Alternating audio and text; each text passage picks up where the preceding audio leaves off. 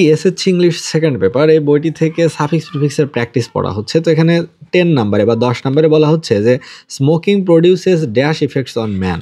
এখানে আছে ডেঞ্জার, এটা হবে ডেঞ্জারাস ইফেক্টস অন ম্যান, অর্থাৎ মানুষের উপরে খুব ক্ষতিকর একটা প্রভাব রয়েছে স্মোকিংয়ের বা ধূমপানের।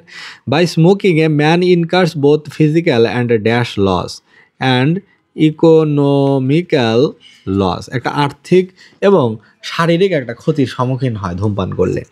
The butt end of a cigarette often causes a dash fire, এখানে হবে devastating fire. Smoking is a kind of, এখানে আছে অ্যাডিক্ট, এটা হবে addiction. Those who become addicted to drug first begin smoking which is the initial step to addiction. যারা পরবর্তীতে অনেক বড় বড় মাদক সেবন করে তাদের আসলে শুরুটা হয়, ফার্স্ট জার্নিটা হয় স্মোকিং দিয়েই।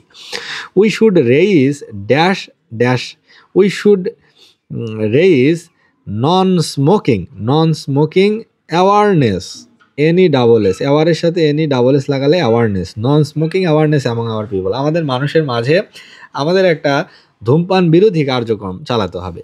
ইট is dash to stop smoking by giving dash, it is impossible, এখানে আছে পসিবিলিটি, এটা হবে it is impossible to stop smoking by giving, এখানে আছে পানিশ, এটা হবে বাই গিভিং পানিশমেন্ট।